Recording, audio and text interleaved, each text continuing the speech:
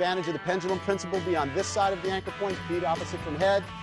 Level 2, feet right underneath the ankle point. Level 3, a little bit in front of the ankle point here. We're going to do 10 body saws at your own pace. Ready, begin.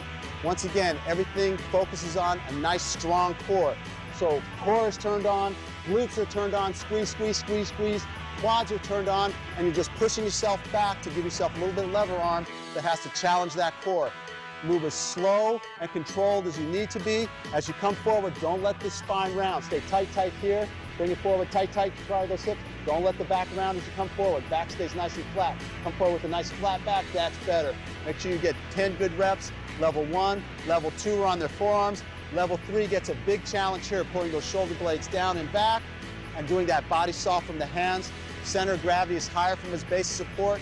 He's less stable, more controlled. Once again, to make this exercise harder, don't go faster. You got to move slower and with more control. Once you get that 10th rep, drop those knees down, relax for a second. That's the end of our second round. We're getting ready to start our third round. Now that we got that core turned on by moving from the upper body, we're now going to go to our half kneeling rollout, and we're going to work it from the lower body. So for this one, you're going to grab a towel.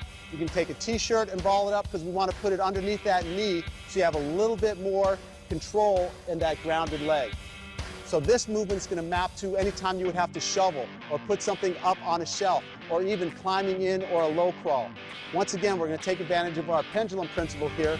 Our level 1 is going to start with his head right underneath the anchor point or maybe even a little bit in front. This way, as he starts to roll out, he's going to have a little bit of downhill action to bring him home. You want to adjust from this half kneeling stance the handles so they're at knee height.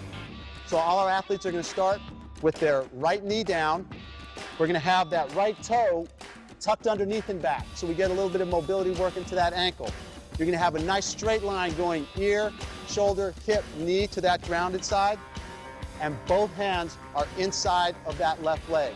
You're going to do 5 reps each side, and you want to make sure you're in control the whole time.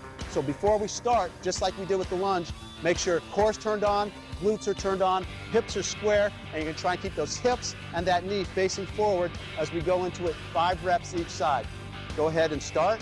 That rollout takes place at a 45-degree angle.